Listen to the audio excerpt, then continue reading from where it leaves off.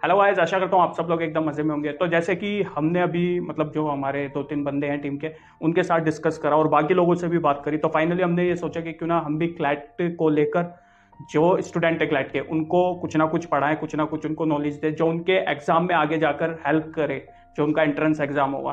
तो हमने भी ये डिसाइड करा, बात करी, कईयों से पूछा, कईयों से इस पर राय भी ली, हमने स्टूडेंट से भी बात करी कुछ।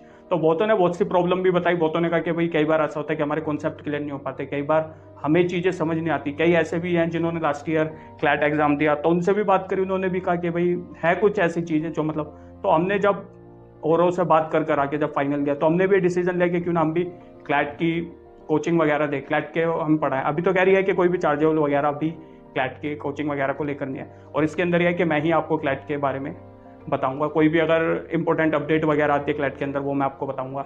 और ऐसे ही एलिट को लेकर अगर कोई भी वो आती है, कोई नोटिफिकेशन वगैरह आती है, तो वो भी मैं बताऊंगा। कुछ ऐसे क्वेश्चंस भी है जो मतलब आए थे हमारे पास, जिसमें हमने देखा कि भाई लोगों को किन किन चीज़ों के बारे में नहीं पता। तो ऐसे और ऐसे बहुत से लोग हैं जिन्हें आज ये भी नहीं पता कि क्लैट होता क्या है, क्या कहते हैं क्लैट को, क्यों होता है, मतलब ये क्या ज़रूरी है देना।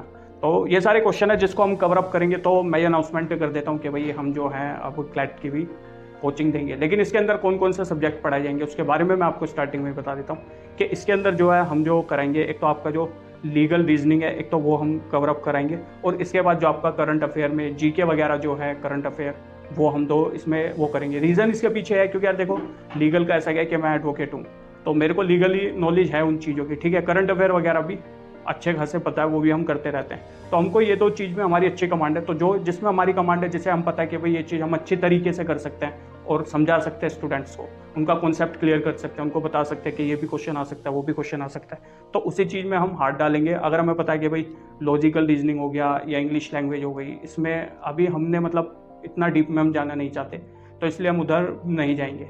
हम दो मेन जो कॉन्सेप्ट, जो चैप्टर है, मतलब जो सब्जेक्ट है आपके, वो कवर अप करेंगे। आपका करंट अफेयर जो जीके वाला पार्ट है वो, और आपका लीगल रीजनिंग। और मैं हकीकत बता रहा हूँ कि 50% जो पेपर आपका आएगा, क्वेश्चन पेपर जो क्लैट का आएगा, उसके अंदर ये 50% क्वेश्चन इसी दो उससे आएंगे सब्जेक्ट से।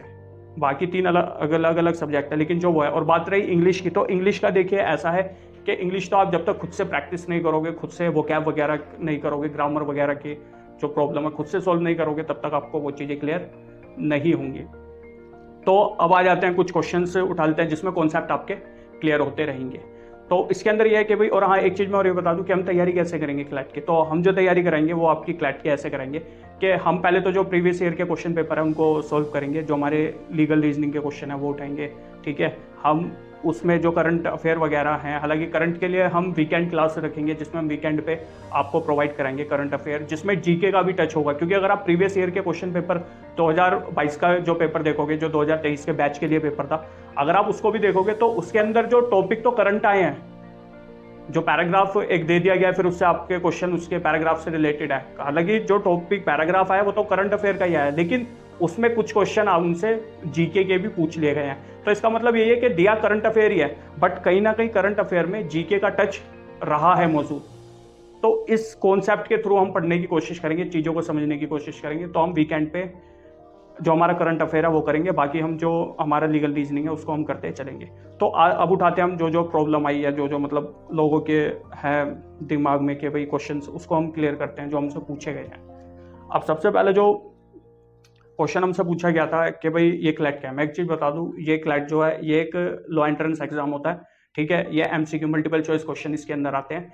और ये जो पेपर होता है ये इसलिए होता है ताकि आप इस पेपर को देकर आपकी रैंक आएगी, ठीक है।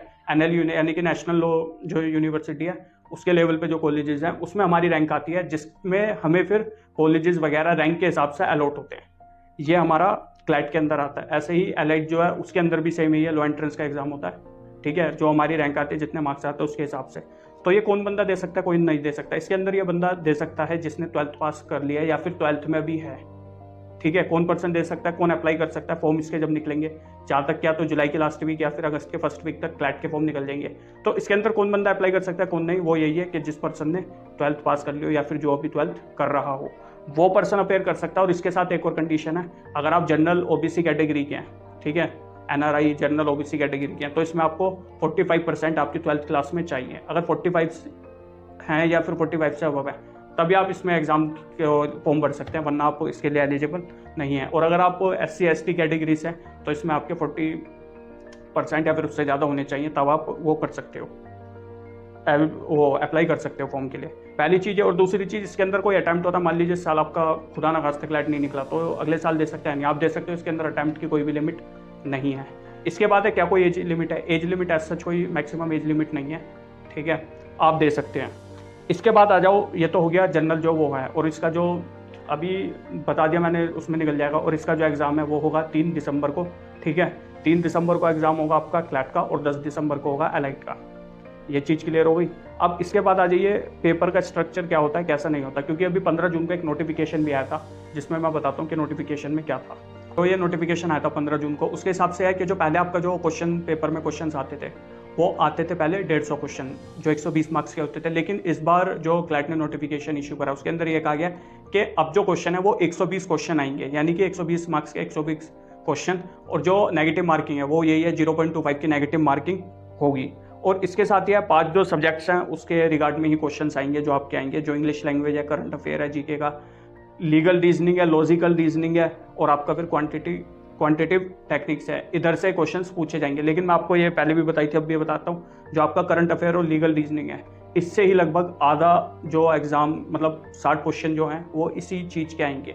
अगर हम प्रीवियस ईयर 2022 में दिसंबर में हुआ था एग्जाम, अगर उसमें देखे जाए तो इसमें अगर आप देखेंगे 30 क्वेश्चन पूछे गए थे इंग्लिश लैंग्वेज से, 35 क्वेश्चन पूछे गए थे करंट अफेयर से इंक्लूडिंग जीके, और जो लीगल रीजनिंग है उससे पूछे गए थे 40 क्वेश्चन, और लॉजिकल रीजनिंग से 30 क्वेश्चन, और 15 क्वेश्चन पूछे गए थे क्वांटिटेटिव टेक्निक्स से। एक चीज मैं और यहाँ पे बता दूं, पहले थे ये 150 जो क्वेश्चंस थे, अब ऐसा हो गया कि इन क्वेश्चंस की जो संख्या हो गई वो हो गई 120, यानी कि अब आपसे पूछे जाएंगे 120 क्वेश्चन। तो जाहिर सी बात है क्वेश्चन कटेंगे, तो कुछ पार्ट इसका क्वांटिटेटिव टेक्निक और इंग्लिश लैंग्वेज और लॉजिकल रीजनिंग का कटेगा, तो कुछ पार्ट इनमें से भी कटेगा। लेकिन मेन जो है आपका लीगल रीजनिंग और जीके, ये जो करंट अफेयर वाला है, यही रहेगा। तो इसी में हम कोशिश करेंगे कि आपके कॉन्सेप्ट वगैरह क्लियर हो जाए। और हम देखिए पढ़ाएंगे किस तरह से, हम आपको पढ़ाएंगे इस तरह से, मान लीजिए कोई हमने क्वेश्चन उठाया पहले प्रीवियस ईयर, फिर हम सैंपल जो पेपर होते हैं उनमें से प्रैक्टिस वगैरह करेंगे। तो जब भी कोई चीज़ पढ़ा रहे होंगे तो जहाँ पे जो चीज़ आएगी हम कोशिश करेंगे कि वो कॉन्सेप्ट आपका क्लियर हो जाए।